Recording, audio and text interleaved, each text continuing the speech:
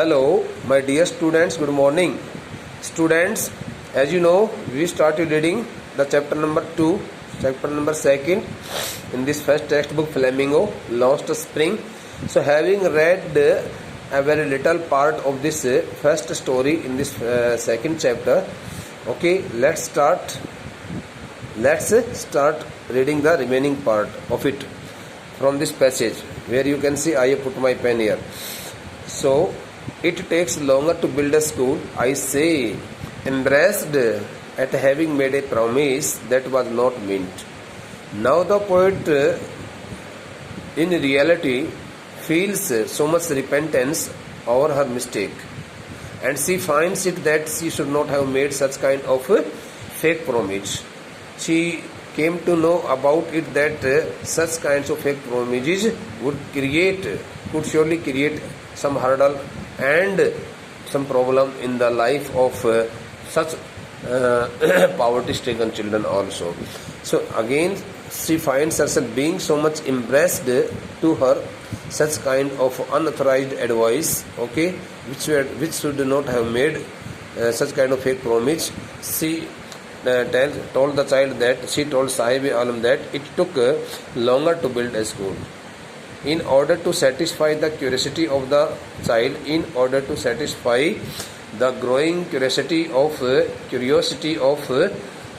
Sahib-e-Alam, the author Anis Jung told him that it was not possible to start to open a school so easily. It took longer time to build a school.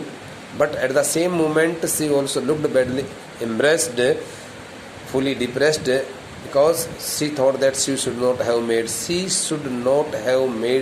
kind of fake promise. That was not meant. That the promise was not meant to open the school, and she should not have made such kind of fake promise, because such fake promises could prove harmful for such children. But promises like mine abound in. Abound in means, the word abound in stands for here,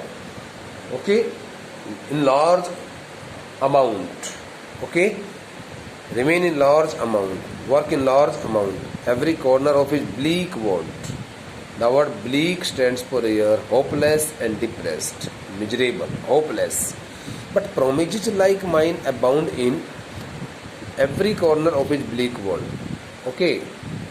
Now she notices it very clearly that now she finds it that her fake promise was not only the single one promise, but like her fake promise, one could see a number of other persons who often made such kinds of fake promises, and due to those fake promises, the children often remained totally sad and depressed, and they could not get any such thing which could give a new shape to their life.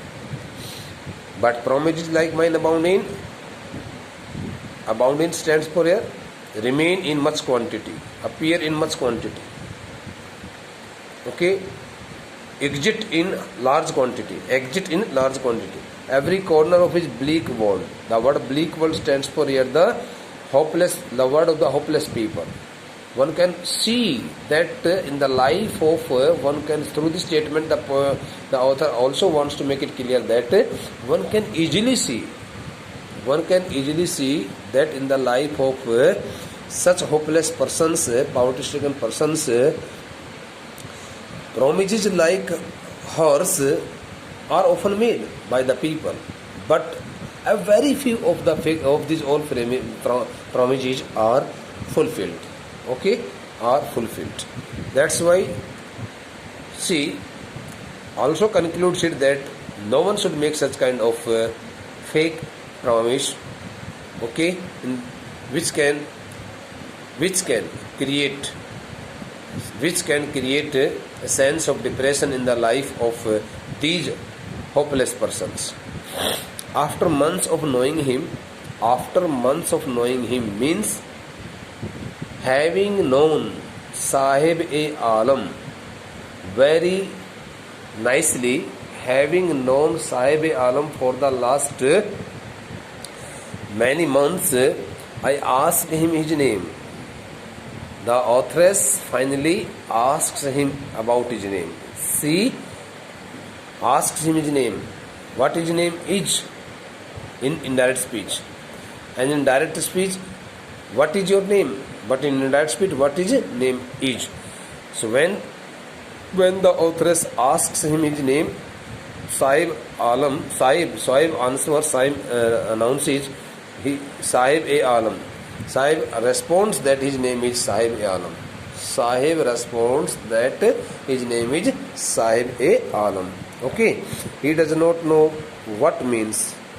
This the child Sahib-e-Alam is totally unknown to the real meaning of his name. He does not know what the real meaning of his name is. If he knew its meaning, Lord of the universe, he would have a hard time believing it. Just imagine. Suppose the child would have come to know about the child had known the real meaning of his name, he would have hardly believed it. Supposing the child had known the meaning of his name, he would have hardly believed it. But the sentence is in the unreal condition, so then I should also explain it in unreal condition, because here the use of simple past, okay, in this statement. Here we find the use of simple past tense here in this verb, second form. If he knew its meaning, so whenever we find the use of past form of any verb in any statement, and after this statement, in the following statement, if we find the word, okay, would and have, would plus past form, so it becomes the part of the unreal condition. If he knew its meaning, okay, in case the child came to know about the real meaning of his name, okay, then real meaning of the name is Lord of the universe. Lord of the universe. The child would have a hard time believing it. He would not believe the real meaning of his name.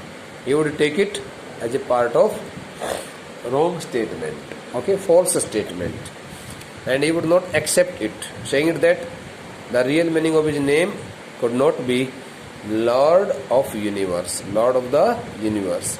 Unaware of what his name represents, being totally unknown, being totally unaware of the real meaning of his name, okay, he roams the street with his friends. He always keeps wandering here and there. Roam stands for bete wander about here and there, joblessly or in search of any job. He roams the streets with his friends. He roams the streets with his friends means, okay, unaware of his name, unaware of what his name represents, unaware of the fact what the real meaning of his name is. This the child Sahib, okay, is always wandering here and there in the company of his friends, in the open streets, in the neighborhood of the author, and in some other parts of the city also. An army of barefoot boys who appear like the morning birds. An army of barefoot boys. These the children belonging to the rag picking families don't have any footwear, don't wear any kind of thing in like chappals, like slippers, okay, and they remain totally barefoot. So here, an army of barefoot boys who appear like the morning birds and disappear at noon. This the group of barefoot children who hail from the families of rag pickers, okay, appear there in the morning hours, appear in the neighborhood of the author in the morning hours, and at noon, at midday, they get disappeared. One can hardly find any one of them standing or working there at the time of noon, at midday.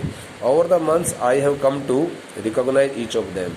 Having spent so many months there, okay, with their regular contacts, with her regular contacts with them, she finally recognizes each of them. She finally recognizes each of them. She finally comes to know about their nature and behavior, about their tradition, culture, activities, because the authoress has spent many months, many years in the company of them all, because she has also spent so much time while discussing with them. That's why I have said here in the company of. Otherwise, she has not lived with them. Today, over the months, I have come to recognize each of them stands for here. With her regular contact, okay, with these all children over the past many months, she finally recognizes each and every child, okay, each and every child personally, and she comes to know about each and every activity of these all children also. So beta, in this passage we have got some information regarding the real meaning of Sahib's name. What is the real meaning of Sahib's name, beta? The real meaning of Sahib's name is Lord of the Universe. So what is the Aini with Sahib's name? Suppose the question is given in the question paper. The Aini which appears in the name of Sahib, okay, lies in its meaning and its profession. The real meaning of the full name of Sahib is Sahib Alam, okay, which means Lord of the Universe. But on the one hand, the meaning of his name is the Lord of Universe, but on the other hand, this the child whose name is, okay, Sahib Alam, and whose name's meaning is Lord of the Universe, works as a rag picker. So when a person is the Lord of the Universe, how can it be possible that the person can work as a rag picker? So there seems the Aini. The word Aini stands for unmatched works. Suppose the person says that I am the king of this country, and the same person, okay, works as a servant. So here the Aini appears in the profession of the person. In the profession of the person. So here the name of the person. So question arises here. This is the question also appears in the question paper. Also appears in the question paper. What is the Aini in the name of Sahib? Justify giving example from the text. The real name of Sahib is Sahib-e-Alam, which means Lord of the Universe. But instead of justifying the real meaning of his name, this child works as a rag picker and spends his whole time in picking the rags in the dumps of garbage, here and there in different localities. Okay. What would happen to Sahib if he came to know about the real meaning of his life? If Sahib came to know about the real meaning of his life, he would have harder time to believe it. It means he would not believe it. Okay.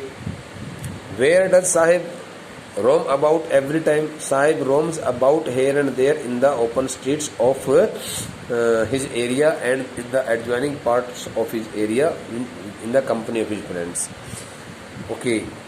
In what condition does the authoress find the children? The authoress finds the children, okay, without wearing any footwear, in their barefoot. When do the children appear in the neighborhood of the authoress? The children appear in the morning hours. When they get disappeared at noon. Okay, why aren't you wearing chappals? I ask one.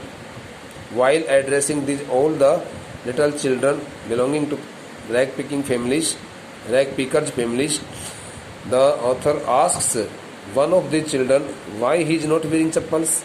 भाई तुमने चप्पल क्यों नहीं पहन रखी है? तुम क्यों नंगे पैर घूमते रहते हो? My mother did not bring them down from the shelf.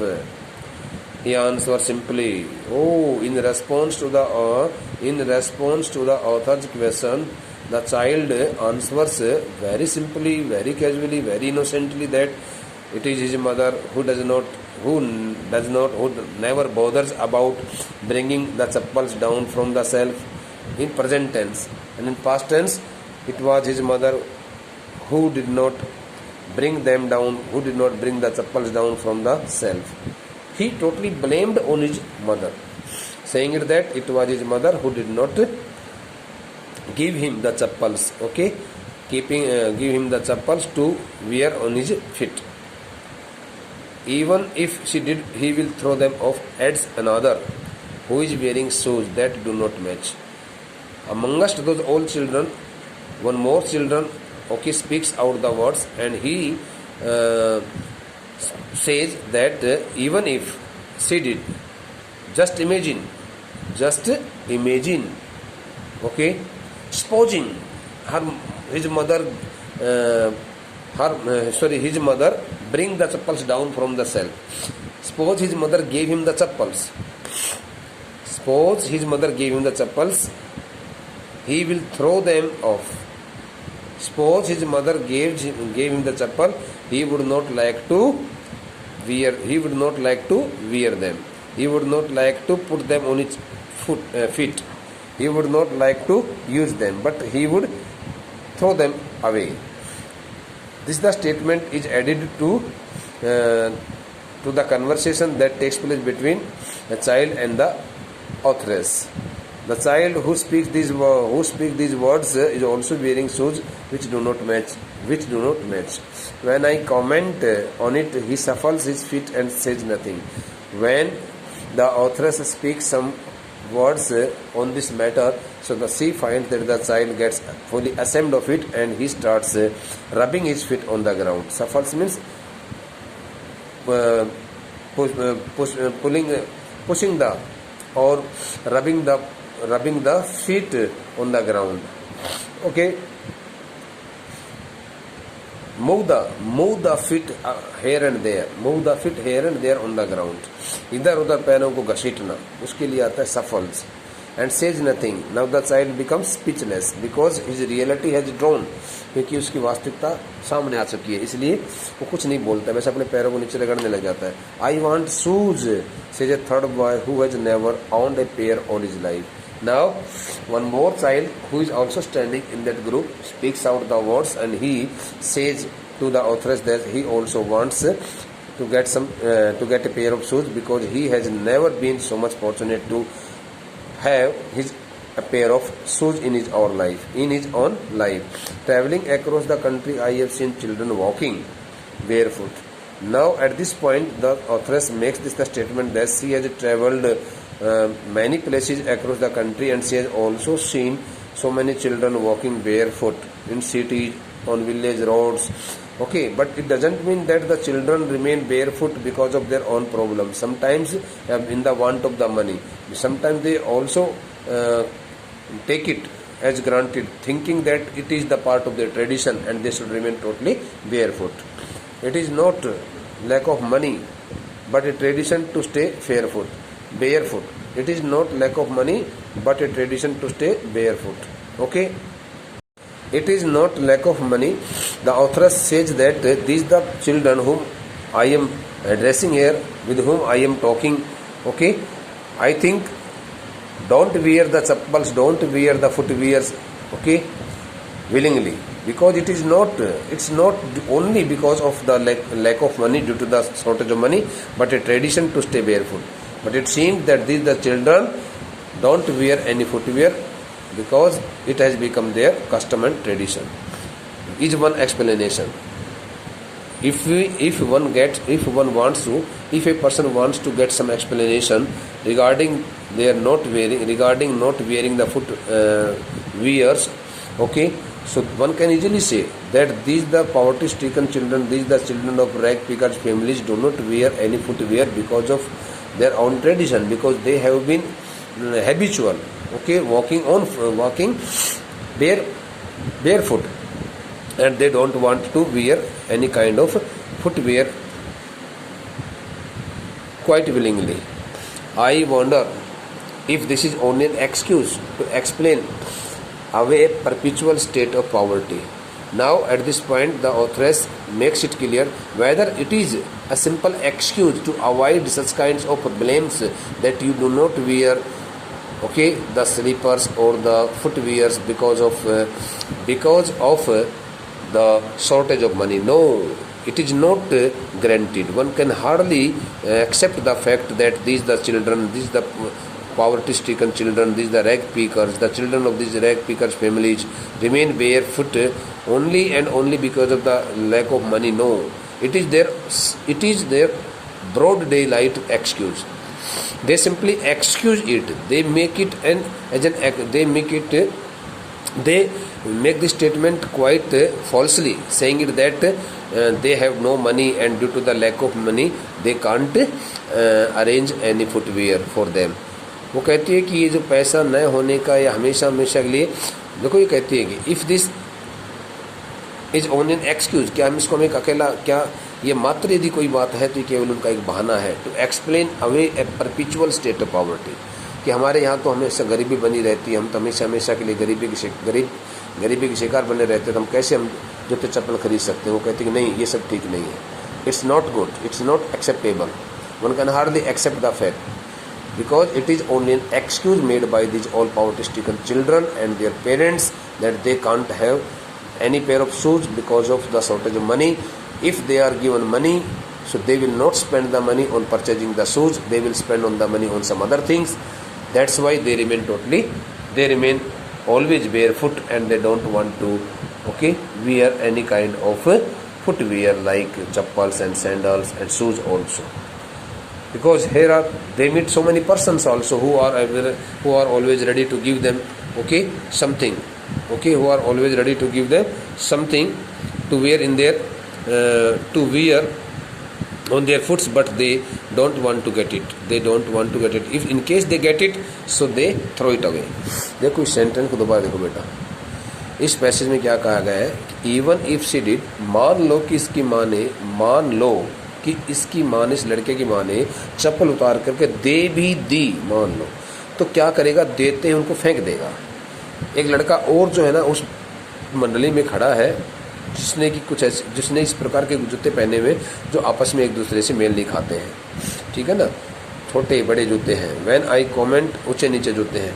जब वो कहते कि मैं इस बात को लेकर के कोई टिप्पणी करती हूँ, क्यों भाई तुम क्यों नहीं पहनते हो, तुम्हारी माँ यदि तुम्हारे को कुछ जूते पहनने के लिए चप्पल पहनने दे देते तुम क्यों फेंक देते हो, तो वह लड़का बड़ा शर्मिंदा हो जाता है। He gets fully ashamed of the statement of my comment and starts moving his feet here and there, rubbing his feet on the ground, और रगड़ने लग जाता है अपने पैरों को और चाप रहता है, and become speechless. I want so, इसी बीच कोई तीसरा लड़का है, वो कहती है कि उस मंडली में से तीसरा लड़का है जिसने अपने पूरे जीवन में कभी उसको एक जोड़ी जूता नसीब नहीं हुआ है, एक जोड़ी चप्पल नसीब नहीं हुआ है, वो कहता है कि मुझे जूते चाहिए।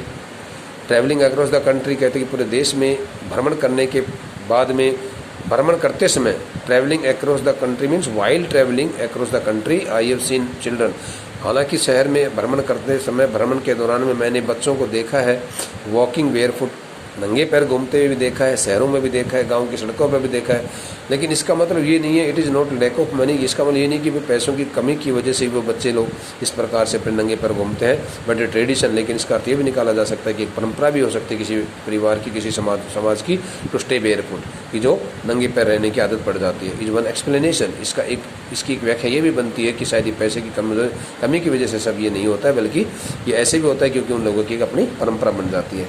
मुझे हैरानी होती है कि क्या ये वास्तव में एक बहाना नहीं है, ये अपने आप में एक बहुत बड़ा बहाना है, जिस बहाने के बदौलत ये इस बात को कहते रहते हैं कि हमारे पास हमेशा इतनी ज़्यादा गरीबी बनी रहती है कि हम जो है ना कोई जूते का जोड़ा खरीद नहीं पाते हैं। बेटे, now the rest of the part will be discussed by us, will be red by us in the next lecture. Thank you.